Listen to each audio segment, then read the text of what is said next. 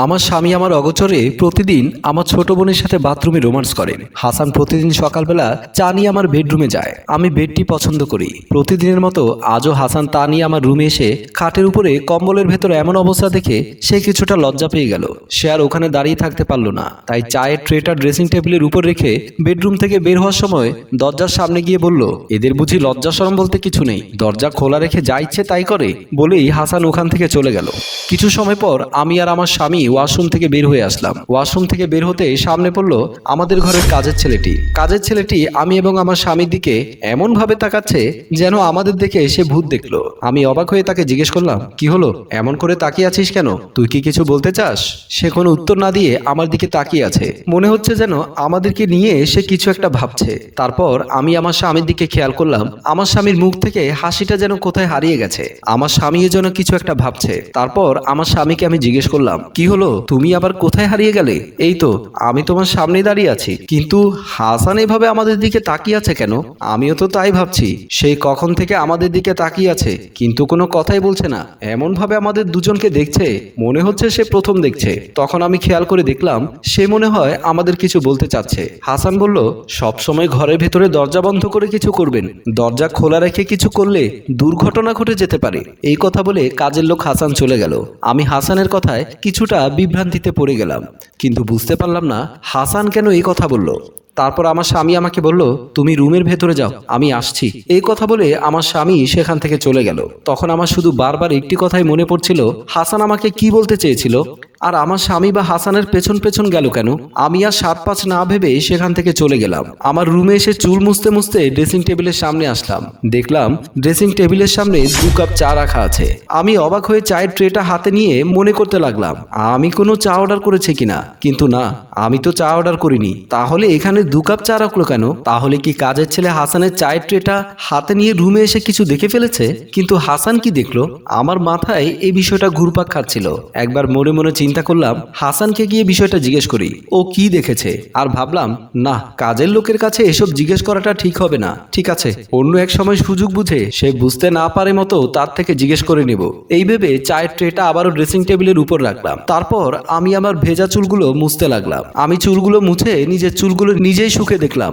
চিন্তা করতে লাগলাম আমার স্বামী কেন আমার চুল শুকার জন্য পাগলামি করে। সত্যিই তো আমার চুলের মধ্যে অনেক আকৃষ্ট করার মতো ঘ্রাণ আছে।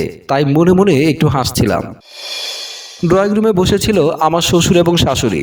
আমার শ্বশুর শাশুড়ি বয়স হয়েছে, তাতে কি, এখনো তাদের ভেতরে খুনসুটি করেই সময় কাটে। এখনো তারা একজন আরেকজনকে অনেক বেশি ভালোবাসে। এখন ওরা মাঝে মাঝে পার্কে ঘুরতে যায়। ওদের দেখলেই মনে হয় না ওনাদের যে বয়স হয়ে গেছে। আমার শ্বশুর আমার শাশুড়িকে বলল, দোলা চলো না সিনেমা দেখতে যাই, নতুন একটা সিনেমা এসেছে। আমাকে নিয়ে তো অনেকদিন ধরে সিনেমা দেখতে যাওয়া হয় না। এখন তো বাড়িতে বৌমা আছে, সংসারের ঝামেলা বৌমা সামলিয়ে নেবে। বৌমা এখনো ছোট মেয়ে, বৌমা কি পুরো সংসারের দায়িত্ব নিতে পারবে? কেন পারবে না? বৌমার তো অনেক বুদ্ধি। বৌমা তার বুদ্ধি দিয়ে সবকিছু জয় করে নিয়েছে। বুদ্ধিমতী মেয়ে দেখেই তো এই বাড়ির বউ করে এনেছি। একদিন এই বৌমা আমাদের মুখ উজ্জ্বল করবে। এমন সময় আমি ড্রয়িং রুমে গেলাম। আমি প্রথমে আমার শ্বশুরকে এবং পরে আমার শাশুড়িকে সালাম করলাম। আমার মা আমাকে বলে দিয়েছিল আমি যেন প্রতিদিন ভোরে উঠে আমার শ্বশুর শাশুড়িকে সালাম করে দিন শুরু করি। আমি আমার শাশুড়িকে বললাম, মা, বাবা কোথায় নিয়ে যাচ্ছে আপনাকে? আপনি বাবার সাথে চলে যান, আমি ঘরের দিকে খেয়াল রাখবো। এই কথাটাই আমি তোমার শাশুড়িকে বোঝাতে চাচ্ছি, কিন্তু তোমার শাশুড়ি বুঝতেই যাচ্ছে না। তোমার শাশুড়ি বলছে তুমি নাকি এখনো ছোট রয়ে গেছো, তুমি নাকি এত কিছু দায়িত্ব নিতে পারবে না। মা কিন্তু ঠিকই বলেছে, আমি তো এখনো ছোট রয়ে গেছি। আমি যদি ছোট না থাকতাম তাহলে কি কালকে আপনি আমাকে চকলেট কিনে দিতেন? আমার কথা শুনে আমার শাশুড়ি শ্বশুর সবাই হো হো করে হেসে উঠল। আসলে আমার শ্বশুর শাশুড়িকে হাসি মুখে রাখতে গিয়ে মাঝে মধ্যে আমাকে কমেডিয়ান হয়ে যেতে হতো। আমার শাশুড়ি আমাকে বলল, তোমার ছোট বোনটি কি ঘুম থেকে উঠেছে? মা, আমি তো জানি না। ঘুম থেকে ওঠার পর ওনার সাথে আমার আর দেখা হয়নি। তোমার বোনকে ডেকে নিয়ে আসো, মেয়েটি সবসময় ঘরের ভেতরে থাকে। তোমার বোন হলে কি হবে? তোমার বোন সবার সাথে মিশতে পছন্দ করে না।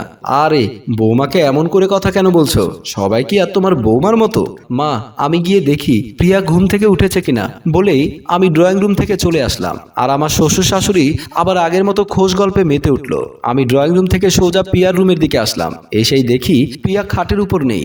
আসলে প্রিয়া তখন ঘুম থেকে উঠে গিয়েছিল।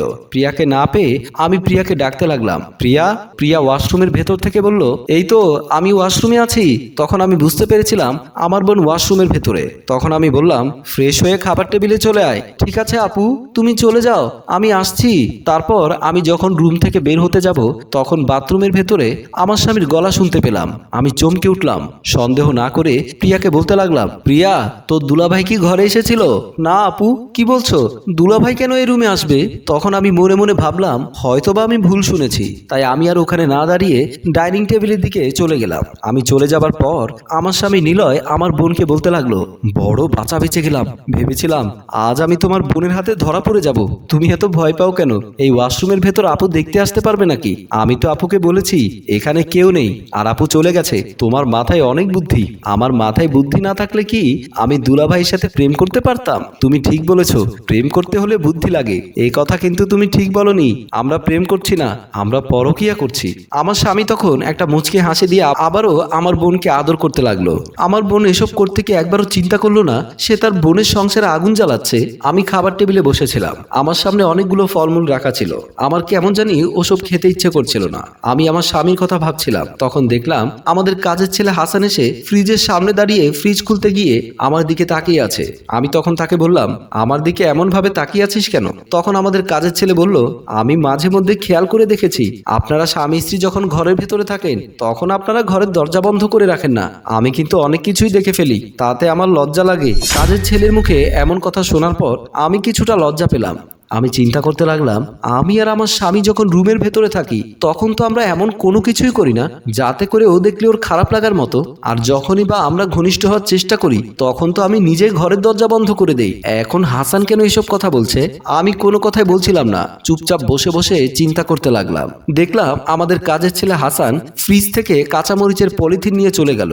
আর আমার স্বামীর কথা মনে পড়াতেই আমি রুমের দিকে চলে গেলাম। আমি ডাইনিং টেবিলের ওখান থেকে আবার বেডরুমে এসে দেখলাম আমার স্বামী বেডরুমে নেই। তাহলে সে কোথায় গেল? খুঁজতে আমি আবারও বোনের রুমের দিকে গেলাম। আমার বোনের রুমে এসে দেখলাম আমার বোন তখনও বাথরুমে গোসল করছে। আমি তাকে জিজ্ঞেস করলাম, এত সময় ধরে তুই ওয়াশরুমের ভেতরে কি করছিস? আপু তুই একটু দাঁড়া, আমি আসছি। তোর ভাইজান কি তোর ঘরে এসেছিল? আপু তুমি কি যে বলো না, ভাইজান আমার ঘরে আসবে কেন? তার কথা শুনে আমি চলে যাওয়ার সময় হঠাৎ লক্ষ্য করলাম আমার স্বামীর গেঞ্জি আমার বোনের খাটের উপরে। আমার মাথায় একটা চক্কর দিয়ে উঠলো। আমি খাট থেকে গেঞ্জিটা হাতে নিলাম। আমার কেন জানি মনে হয়েছে আমার স্বামী এই রুমের মধ্যে আছে, সে খাটের নিচে লুকিয়ে রয়েছে। তাই আমি খাটের নিচে চেক করতে লাগলাম। এমন সময় দেখলাম আমার ছোট বোন বাথরুম থেকে গোসল শেষ করে আমার সামনে এসে দাঁড়ালো। সে আমাকে বলল, কিরে আপু তুমি এখানে কি করছো? আমি তখন একটা হাসি দিয়ে বললাম, না রে কিছু না, আমি খাবার রেডি করেছি, তুই তাড়াতাড়ি খাবার টেবিলে আয়। বলেই আমি চলে গেলাম। আমার বোনের রুম থেকে ড্রয়িং রুমে এসে দেখতে পেলাম আমার স্বামী ড্রয়িং রুমের সোফার উপরে বসে আছে। আমাকে দেখে সে আমাকে জিজ্ঞেস করলো, কি হলো, আমার টি শার্ট নিয়ে কোথায় গিয়েছিলে? আমার টি শার্ট কি তোমার পরার ইচ্ছে হলো নাকি? আমি আমার স্বামীকে কিছু একটা বলতে যাব, এমন সময় দেখলাম আমার শ্বশুর শাশুড়ি ড্রয়িং রুমে আসলেন। আমার শাশুড়ি আমাকে বলল, বৌমা আমরা সিনেমা দেখতে যাচ্ছি, তোমরা কি আমাদের সাথে সিনেমা দেখতে যাবে? আমার কেন জানি সিনেমা দেখতে ইচ্ছে করছিল না। আমার মনের ভেতর কি তুফান চলছে সেটা কি আর শ্বশুর শাশুড়িকে বলতে পারছি? তবুও নিজেকে সামলে নিয়ে বললাম, না মা, আমার সিনেমা দেখতে ইচ্ছে করছে না, আপনারা দুজন গিয়ে সিনেমা দেখে আসেন। আমরা সিনেমা দেখা শেষ করে আসার সময় তোমাদের জন্য খাবার নিয়ে আসবো। কি খাবার খাবে বলো? আজকে যে আমার কিছুই ভালো লাগছে না, খাবার খেতেও ভালো লাগছে না। সে কথা আমি আমার শাশুড়িকে কিভাবে বলি? আমি আমার শাশুড়িকে বললাম, আপনারা যা ভালো লাগে তাই নিয়ে আসেন। তারপর আমার শ্বশুর শাশুড়ি সিনেমা দেখার উদ্দেশ্যে ড্রয়িং রুম থেকে চলে গেলেন। এরপর আমি যখন আমার স্বামীকে আবার কিছু একটা বলতে যাব এমন সময় দেখলাম আমার ছোট বোন সেখানে চলে আসলো। সে এসে বলল, চলো আপু খাবার খাবো, আমার অনেক খিদে পেয়েছে। এরপর আমার আর আমার স্বামীকে কিছুই জিজ্ঞেস করা হয়নি। আমি আমার বোনকে খাবার দেওয়ার জন্য ডাইনিং টেবিলের দিকে চলে গেলাম। আমাদের কাজের ছেলে হাসান আমাকে ছাদের দিকে নিয়ে যাচ্ছে। আমি তাকে জিজ্ঞেস করলাম, কিরে হাসান, আমাকে ছাদের দিকে কেন নিয়ে যাচ্ছিস? আমি তাকে একটার পর একটা প্রশ্ন করতেই লাগলাম। সে আমাকে কোনো কিছুর উত্তর না দিয়ে ছাদের দিকে উঠে যেতে লাগলো। হাসান আমাকে নিয়ে ছাদের দরজায় এসে বলল, আমি কিছুক্ষণ আগে ভাইজান আর আপনার বোনকে ছাদে আসতে দেখেছি। কোথায় দেখেছিস তোর ভাইজানকে? হাসান আমাকে কোনো উত্তর না দিয়ে ছাদের দিকে চলে গেল। তখন আমার হঠাৎ মনে পড়ে গেল আমাদের ছাদের উপর দিকে একটা নির্জন জায়গা আছে। যখন আমার স্বামী ঘরের মধ্যে আমার সাথে দুষ্টামি করতে না পারতো তখন এই ছাদে নিয়ে আসতো দুষ্টামি করার জন্য। আমি সেই জায়গাটার দিকে চলে গেলাম। হাসানও আমার সাথে সাথে ছাদে সেই জায়গাটি যাওয়ার জন্য হাঁটা শুরু করলো। আমি আগে আগে, হাসান আমার পেছন পেছন সিঁড়ি বেয়ে আমাদের ছাদের সে নির্জন জায়গায় যেতে লাগলাম। আমি নির্জন জায়গার কাছাকাছি এসে শুনতে পেলাম আমার ছোট বোনের গলা। সে বলছিল, তুমি কিন্তু কাজটা ঠিক করছো না, আমার কিন্তু সুরসুরি লাগছে।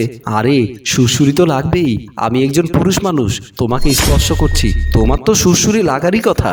আমার স্বামীর মুখে এমন কথা শুনে আমার ছোট বোন হাসতে লাগলো। আমার পৃথিবীটা কেন জানি ঘুরতে লাগলো।